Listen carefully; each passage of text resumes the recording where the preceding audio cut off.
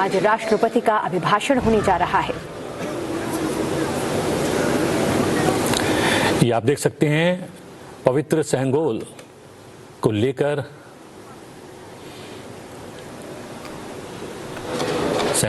और ये संसद भवन की तस्वीरें, लाइव तस्वीरें आप देख रहे हैं। आज से बजट सत्र की शुरुआत हो रही है और मोदी सरकार के कार्यकाल का ये अंतिम बजट है। इसके बाद चुनाव होंगे, नई सरकार गठित होगी और फिर उसके बाद बजट सेशन होगा जिसमें कि पूर्णकालिक बजट जो है वो पेश किया जाएगा। इस बार के सत्र में जो कि 9 फरवरी तक चलने वाला है, अंतरिम बजट पेश किया जाएगा और इस पर पीएम नरेंद्र मोदी पहले ही बता चुके हैं कि ये दिशा निर्देशक होगा, यानी कि आने वाले समय में भारत की इकोनॉमी किस दिशा में जाएगी, सरकार का क्या रोडमैप होगा, इसको इंडिकेट करने वाला ये बजट होगा। ये तस्वीरें आप सीधे संसद भवन से देख रहे हैं और देखिए सेंगोल के साथ महामहिम राष्ट्रपति द्रौपदी मुर्मू आगे बढ़ती हुई। और ये एक परंपरा है, नए संसद भवन में पहली बार राष्ट्रपति संबोधित करने जा रही हैं और अब सदन के भीतर और ये परंपरा के तहत वो आगे बढ़ती हुई महामहिम के साथ पूरा प्रोटोकॉल। ये लाइव तस्वीरें और इस बार बहुत दिलचस्प रहने वाला है क्योंकि कहा जाता है कि जब सरकार चुनाव में जाने वाली होती है तो जनता को लोक लुभावन चीजें जरूर देकर जाती है। इस बार का अंतरिम बजट कैसा होगा इस पर तमाम आकलन हो रहे हैं, लेकिन अभी ये जो तस्वीरें आप देख रहे हैं ये संसदीय परंपरा की एक बहुत खूबसूरत तस्वीर, जिसमें आप देखें कि सेंगोल के साथ महामहिम राष्ट्रपति द्रौपदी मुर्मू आगे बढ़ रहे हैं।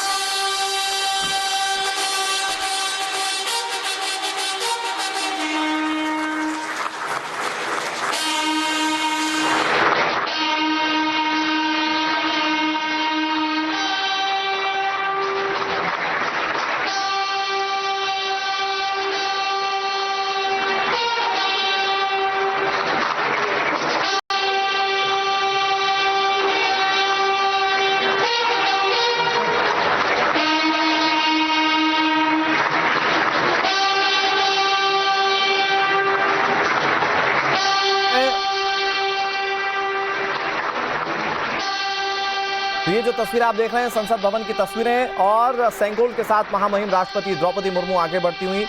5000 साल पुराना सेंगोल का इतिहास और राजदंड की ये कहानी इसके साथ जुड़ी हुई है। प्रधानमंत्री नरेंद्र मोदी ने लोकतंत्र के नए मंदिर में विधि विधान के साथ इस सेंगोल की स्थापना की थी और आज बजट सेशन में इस सेंगोल के साथ कैसे तमाम संसदीय परंपराओं को आगे बढ़ाया जा रहा है, ये तस्वीर आपके सामने। सेंगोल का इतिहास आधुनिक तौर पर भारत की आज़ादी से जुड़ा हुआ है। इसकी प्राचीन कड़ियां जो कि चोल राजवंश से जुड़ती हैं और इसे राजदंड के तौर पर माना जाता है, न्याय के तौर पर इसका प्रतीक माना जाता है। और इसी के साथ महामहिम राष्ट्रपति द्रौपदी मुर्मू, उपराष्ट्रपति जगदीप धनखड़ आपको दिख रहे होंगे।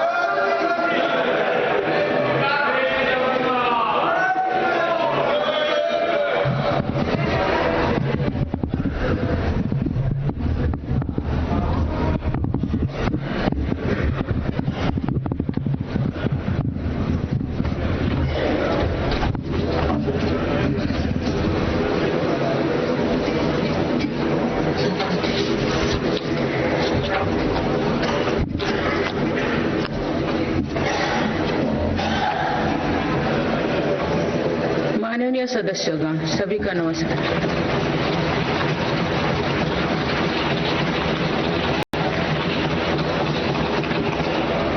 इस नए सदन भवन में ये मेरा पहला संबोधन है। आज की अमृतकाल की शुरुआत में ये भव्य भवन बना है। यहाँ एक भारत श्रेष्ठ भारत की महक भी है। भारत की सभ्यता और संस्कृति की चेतना भी है।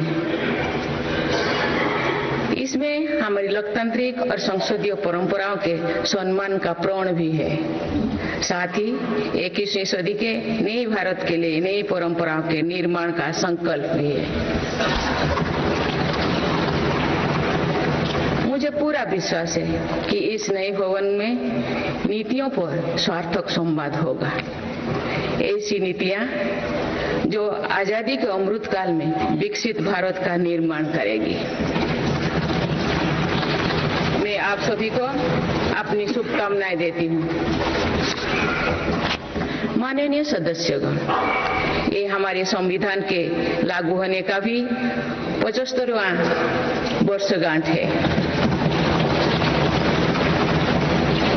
इसी कालखंड में आजादी के 75 वर्षों का उत्सव अमृत महोत्सव भी संपन्न हुआ है।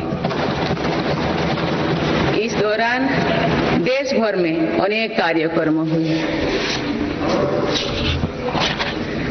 देश ने अपने गुमनाम स्वतंत्रता सेनानियों को याद किया। 75 साल बाद युवा पीढ़ी ने फिर स्वतंत्रता संग्राम के उस कालखंड को जिया। इस उत्सव के दौरान मेरी माटी मेरा देश अभियान के तहत देश भर के हर गांव की मिट्टी के साथ अमृत कलश दिल्ली लाया गया। 2 लाख से ज्यादा शिला फलकम स्थापित किए गए। 3 करोड़ से ज्यादा लोगों ने 5 प्राणों की शपथ ली। 70,000 से ज्यादा अमृत सरोवर बने। 2 लाख से ज्यादा अमृत वाटिकाओं का निर्माण हुआ। 2 करोड़ से ज्यादा पेड़ पौधे लगाया गया। 16 करोड़ से ज्यादा लोगों ने तिरंगा के साथ सेल्फी अपलोड की। अमृत उत्सव के दौरान ही कर्तव्य पथ पर नेताजी सुभाष चंद्र बोस की प्रतिमा स्थापित की गई।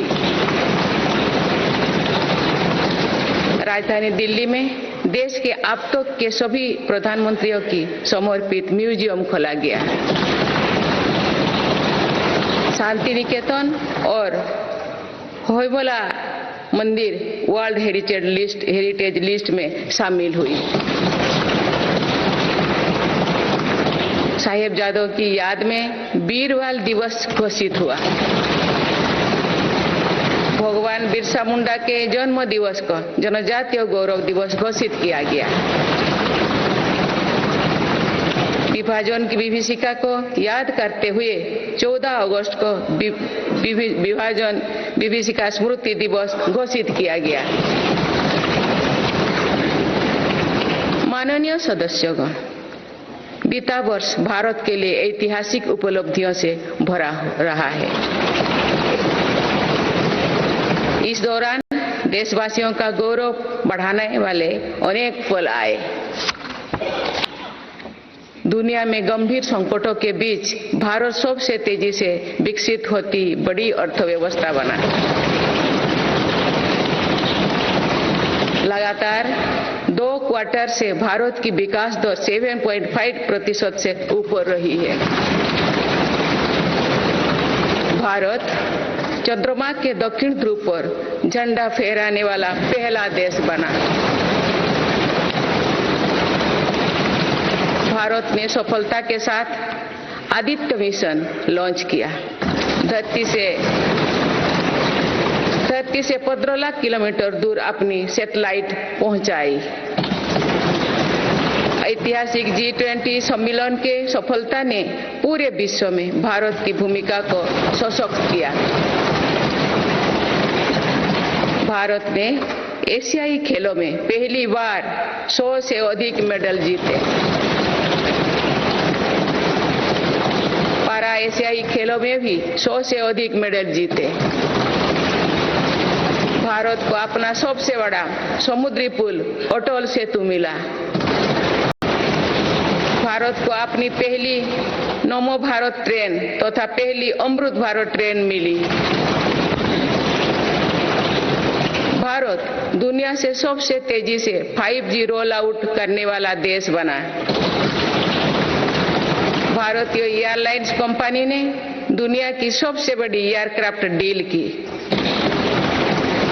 पिछले साल ही मेरी सरकार ने मिशन मोड में लाखों युवाओं की सरकारी नौकरी दी है।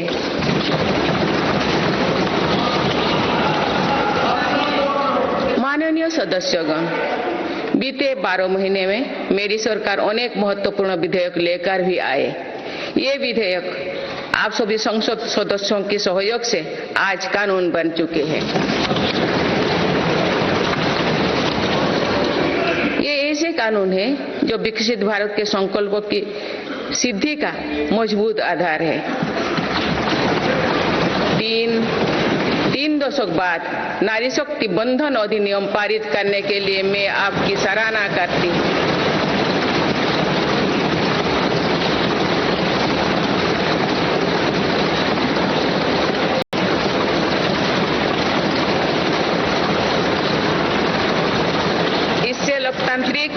इससे लोकसभा और विधानसभा के महिलाओं की ज्यादा भागीदारी सुनिश्चित हुई है।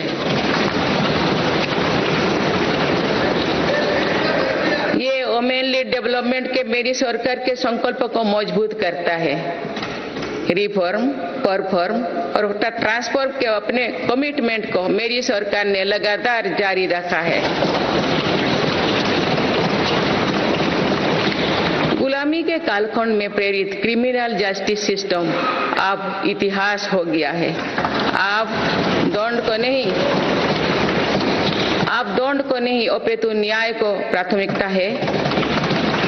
न्याय सर्वोपरि के सिद्धांतों पर नई न्याय संहिता देश को मिली है।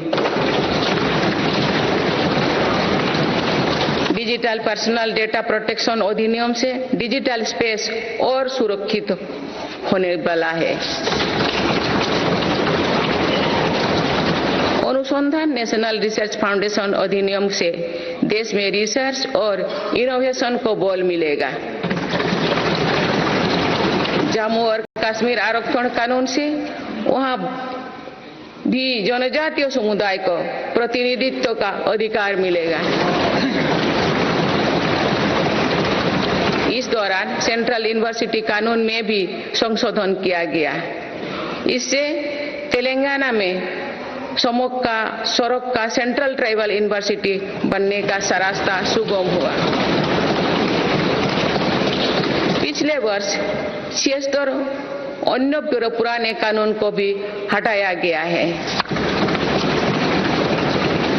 मेरी सरकार परीक्षाओं में होने वाली गड़बड़ी को लेकर युवाओं की चिंता से अवगत है। इसीलिए ऐसे गलत तरीके को सख्ती के लिए नया कानून बनाने का निर्णय लिया है। माननीय सदस्यगण, कोई भी राष्ट्र तेज गति से तभी आगे बढ़ सकता है जब वो पुराने चुनौतियों का पूरा परास्त करते हुए अपने ज्यादा से ज्यादा ऊर्जा भविष्य निर्माण में लगाए। पिछले 10 वर्षों में भारत ने राष्ट्र हित में ऐसे अनेक कार्यों को पूरा होते हुए देखा है जिनका इंतजार देश के लोगों को दशकों से था। राम मंदिर के निर्माण की आकांक्षा सदियों से थी, आज ये सोच हो चुका है।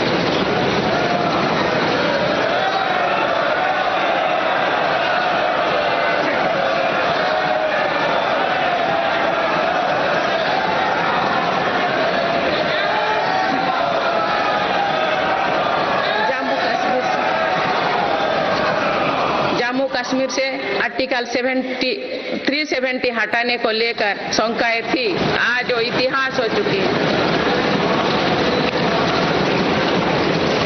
इसी संसद ने 3 तलाक के विरुद्ध कड़ा कानून बनाया है। इसी संसद ने हमारे पड़ोसी देशों से आए पीड़ित अल्पसंख्यकों को नागरिक देने वाला कानून बनाया। मेरी सरकार ने वन रैंक वन पेंशन की भी लागू किया, जिसका इंतजार चारों दशकों से था। ओआरओपी लागू होने के बाद अब तक पूर्व सैनिकों को लगभग 1 लाख करोड़ रुपए मिल चुकी है। भारतीय सेना में पहली बार चीफ ऑफ डिफेंस स्टाफ की नियुक्ति भी हुई है। माननीय सदस्यगण, उत्कलमणि पंडित गोपबंधु दास की अमर पंक्तियां असीम राष्ट्र प्रेम की भावना का सदा संचार करती है। उन्होंने कहा था, मिशु मोरो देहो ए देशो माटी रे, देशवासी चाली जान तु पिठी रे, देशर स्वराज्य पथे जेते गाड़ो, गुरु तोही गड़ी मोरो मांसो हाड़ो। अर्थात मेरा शरीर इस देह की माटी के साथ मिल जाए, देशवासी मेरी पीठ पर से चलते चल जाए, देश के स्वराज पथ में जितनी भी खाइयां हैं वे मेरी हाड़ मांग से फट जाए।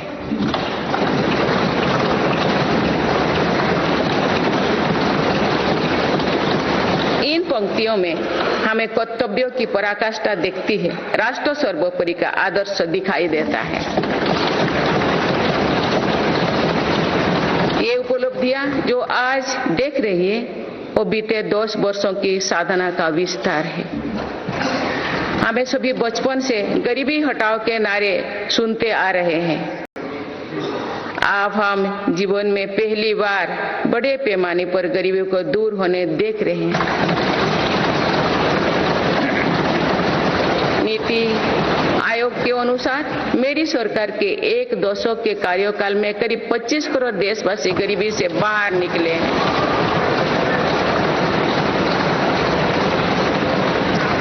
यह है प्रत्येक गरीब में नया विश्वास जगाने वाली बात है।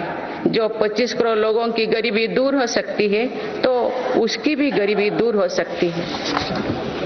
आज अर्थव्यवस्था के विभिन्न आयामों को देखें तो ये विश्वास बढ़ता है कि भारत सही दिशा में तथा सही निर्णय लेते हुए आगे बढ़ रही है।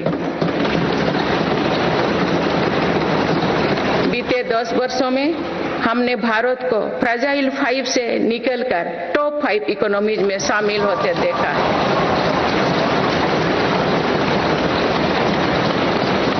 भारत का निर्यात करीब $450 बिलियन से बढ़कर $775 बिलियन से अधिक हो गया है। पहले की तुलना में एफडीआई द्विगुना हुआ है। खादी और ग्रामोद्योग के उत्पादों की बिक्री में 4 गुना से अधिक की वृद्धि हुई है।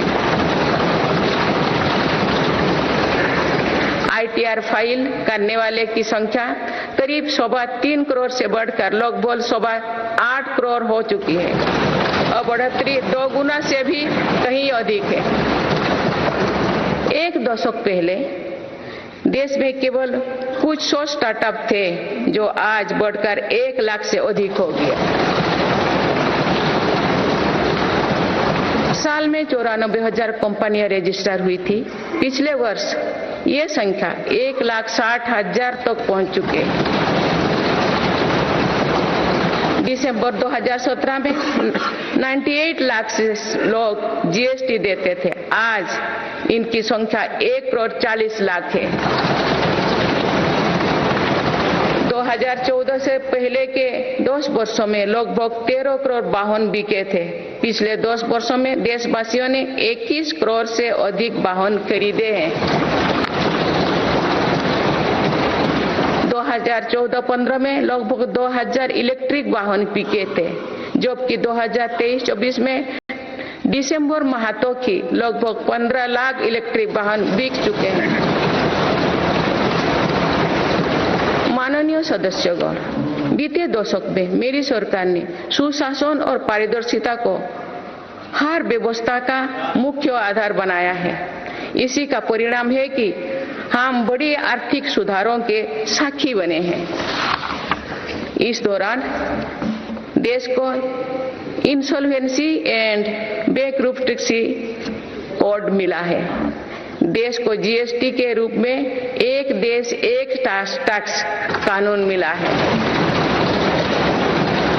मेरी सरकार ने माइक्रो इकोनॉमिक स्टेबिलिटी में भी सुनिश्चित की है। 10 वर्षों में कैपेक्स 5 गुना बढ़कर 10 लाख करोड़ हो गया है। साथ ही फिजिकल डेफिसिट भी नियंत्रण भी में है। आज हमारे फॉरेक्स रिजर्व्स 600 अरब डॉलर से ज्यादा है।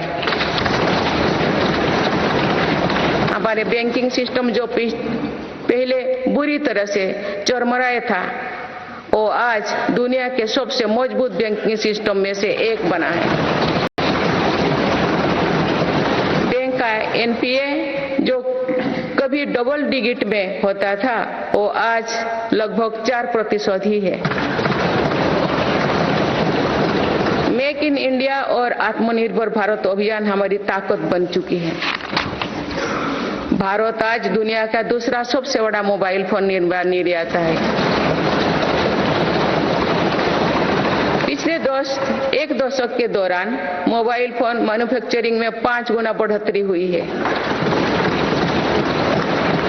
कुछ साल पहले भारत खिलौना आयात करता था, आज मेड इन इंडिया खिलौने निर्यात कर रहा है। भारत का डिफेंस प्रोडक्शन 1 लाख करोड़ रुपए के पार पहुंच चुका है। आज हर भारतीय देश में बने एयरक्राफ्ट कैरियर आईएनएस विक्रांत को देखकर गर्व से भरा हुआ है। लड़ाकू विमान तेजस अब हमारी वायुसेना की ताकत बन रहे हैं। C295 ट्रांसपोर्ट एयरक्राफ्ट का निर्माण भारत में होने जा रहा है। आधुनिक एयरक्राफ्ट इंजन भी भारत में बनाया जाएगा। उत्तर प्रदेश और तमिलनाडु में डिफेंस कॉरिडोर का विकास हो रहा है। मेरी सरकार ने डिफेंस सेक्टर में निजी क्षेत्रों की भागीदारी सुनिश्चित की है। स्पेस सेक्टर को भी हमारी सरकार ने युवा स्टार्टअप्स के लिए खोल दिया है। माननीय सदस्यगण, मेरी सरकार वेल्थ क्रिएटर का सम्मान करती है तथा भारत के प्राइवेट सेक्टर के सामर्थ्य पर विश्वास करती है। भारत में बिजनेस करना आसान हो, इसके लिए उपयुक्त माहौल रहे, इस पर भी मेरी सरकार लगातार काम कर रही है। ईज ऑफ डूइंग बिजनेस में लगातार सुधार हो रहा है। बीते कुछ वर्षों में 40,000 से ज्यादा कॉम्प्लायंस को हटाया जा या सरल किया गया है।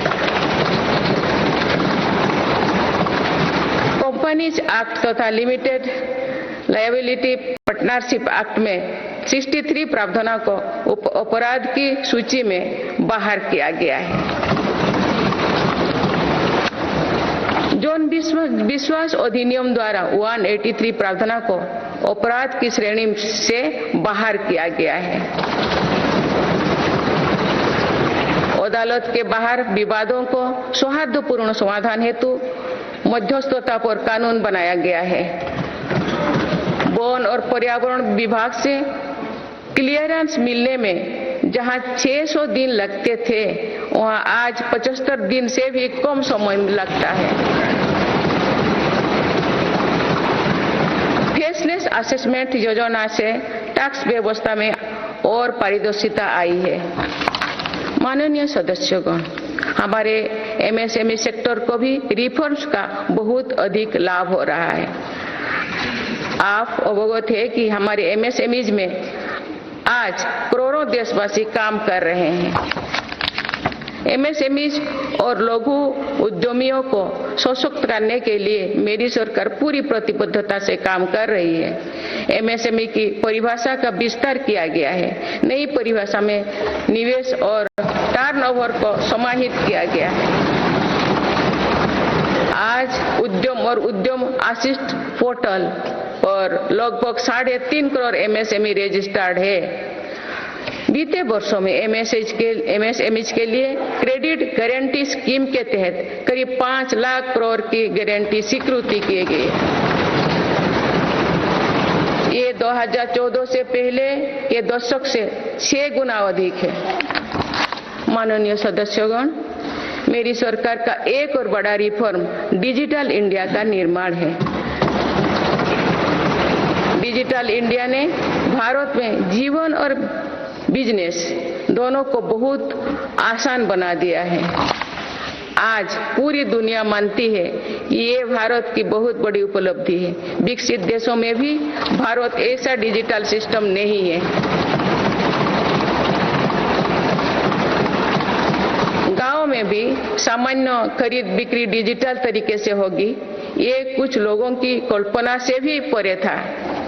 आज दुनिया के कुल रियल टाइम डिजिटल लेन देन का 46% भारत में होता है।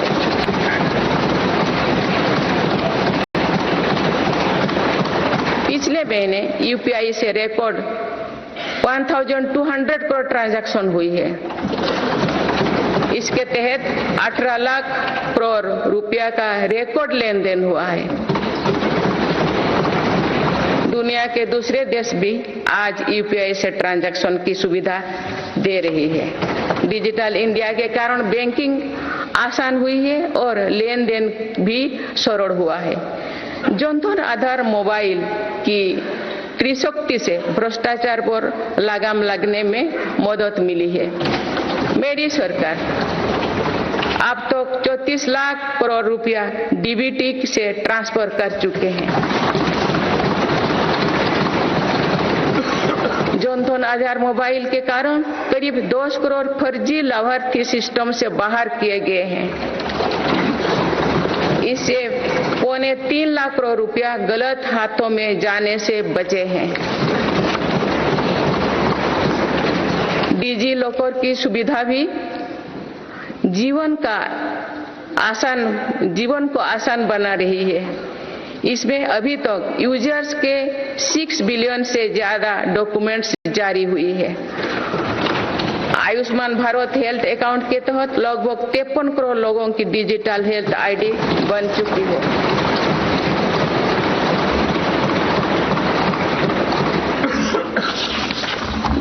माननीय सदस्यगण, डिजिटल के साथ साथ फिजिकल इंफ्रास्ट्रक्चर पर भी रिकॉर्ड निवेश हुई है। आज भारत में ऐसा इंफ्रास्ट्रक्चर बन रहा है जिसका सपना हर भारतीय देखता था। पिछले 10 वर्षों के दौरान गांव में 4.25 लाख किलोमीटर नई सड़कें बने हुए हैं। नेशनल हाईवे की लंबाई 90,000 किलोमीटर से बढ़कर 1,40,000 किलोमीटर हुई है। 4 लेन नेशनल हाईवे की लंबाई 2.5 गुना बढ़ी है। हाई स्पीड कॉरिडोर की लंबाई 500 किलोमीटर थी, जो आज 4,000 किलोमीटर है। एयरपोर्ट की संख्या 74 से 2 गुना बढ़कर 149 हो चुकी है। देश के बड़े बंदरगाह पर कार्गो हैंडलिंग कैपेसिटी 2 गुना हो गई है। ब्रॉडबैंड इस्तेमाल करने वालों की संख्या में 14 गुना बढ़ोतरी हुई है।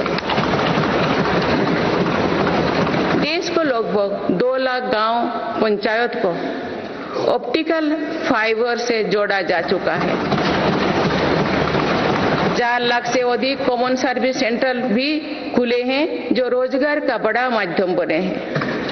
देश में 10,000 किलोमीटर गैस पाइपलाइन भी बढ़ाई गई है। One nation one power grid से बिजली की व्यवस्था में सुधार हुआ है। One nation one gas grid से गैस आधारित अर्थव्यवस्था को बल मिल रहा है। सिर्फ 5 शहरों तक सीमित मेट्रो की सुविधा आज 20 शहरों में है। 25,000 किलोमीटर से ज्यादा रेलवे ट्रैक बिछाई गई। ये कोई विकसित देश के कुल रेलवे ट्रैक की लंबाई से भी ज्यादा है। भारत रेलवे के 100% इलेक्ट्रिफिकेशन के बहुत निकट है। इस दौरान भारत में पहली बार सेमी हाई स्पीड ट्रेन शुरू हुई है। आज 39 से ज्यादा रोड्स पर वंदे भारत ट्रेन चल रही है। अमृत भारत स्टेशन योजना के तहत 1300 से ज्यादा रेलवे स्टेशनों का कायाकल्प हो रहा है। माननीय सदस्यगण, मेरी सरकार मानती है कि विकसित भारत की भव्य इमारत 4 मजबूत स्तंभों पर खड़ी होगी। ये स्तंभ है युवा शक्ति, नारी शक्ति, किसान और गरीब।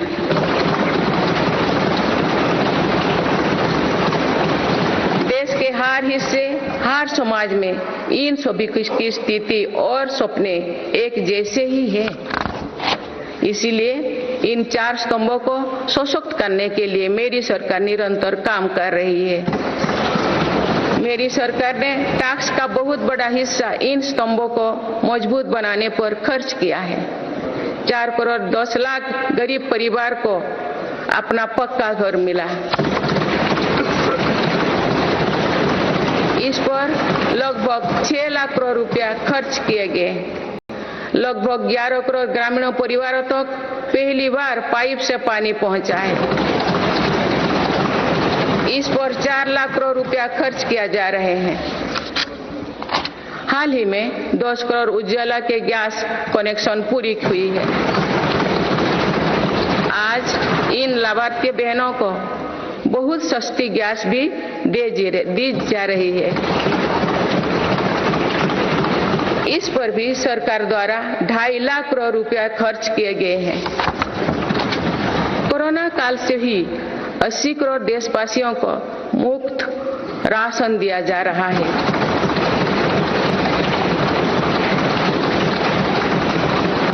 अब इसे आने वाले 5 वर्षों के लिए आगे बढ़ाया गया है। अब इस पर 11 लाख करोड़ रुपया और खर्च होने का अनुमान है। मेरी सरकार का प्रयास है कि हर योजना का तेजी से सैचुरेशन हो, कोई भी लाभार्थी वंचित ना रहे। इसके लिए 15 नवंबर से विकसित भारत संकल्प यात्रा चल रही है। अभी तक इस यात्रा से करीब 19 करोड़ देशवासी जुड़ चुके हैं। माननीय सदस्यगण, बीते वर्ष में विश्व ने 2 बड़े युद्ध देखे और कोरोना जैसे वैश्विक महामारी का सामना किया। ऐसे वैश्विक संकटों के बावजूद मेरी सरकार ने देश में महंगाई को काबू में रखा, सामान्य भारतीयों का बोझ नहीं बढ़ने दिया।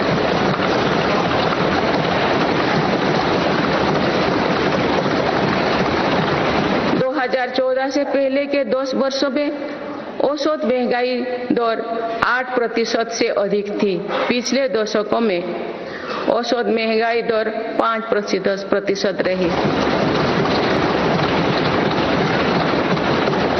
मेरी सरकार का प्रयास रहा है कि सामान्य देशवासी की जेब में अधिक से अधिक बचत कैसे हो।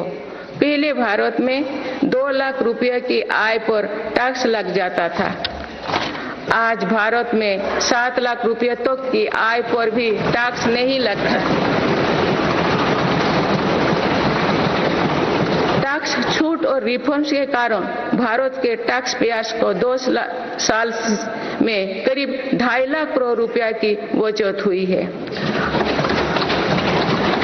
आयुष्मान योजना के अलावा भी केंद्र सरकार विभिन्न हॉस्पिटल्स में मुफ्त इलाज की सुविधा देती है। इससे देश के नागरिकों के 3.5 लाख करोड़ रुपया खर्च होने से बचे हैं।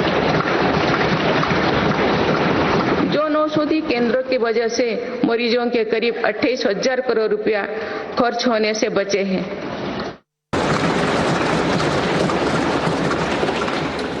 ये मेरी ही सरकार है जिसने पहली बार देश में कृषि निर्यात नीति बनाई है।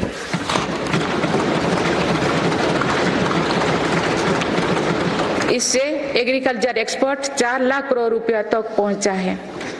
किसानों को सस्ती खाद मिले, इसके लिए 10 सालों में 11 लाख करोड़ रुपया से अधिक खर्च किए गए हैं। मेरी सरकार ने 1.25 लाख से ज्यादा प्रधानमंत्री किसान समृद्धि केंद्र स्थापित किए हैं। अभी तक लगभग 8,000 किसान उत्पादक संघ FPO बनाए जा चुके हैं। मेरी सरकार कृषि में सहकारिता को बढ़ावा दे रहे हैं। इसके लिए देश में पहली बार सहकारिता मंत्रालय बनाया गया है।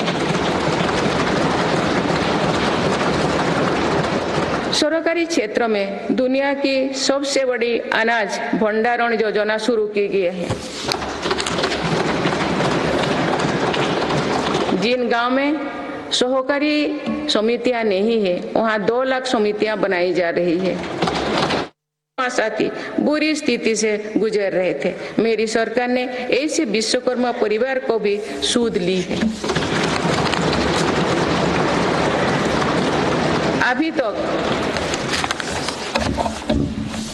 PM विश्वकर्मा योजना से 84 लाख से ज्यादा लोग जुड़ चुके हैं। रेहड़ी, ठेले, फुटपाथ पर काम करने वाले साथी भी दशकों से अपने हाल पर छोड़ दिए गए थे। मेरी सरकार ने PM स्वनिधि योजना द्वारा उनको बैंकिंग से जोड़ा। इस योजना के तहत अब तक 10,000 करोड़ रुपया से अधिक की राशि के ऋण दिया जा चुका है।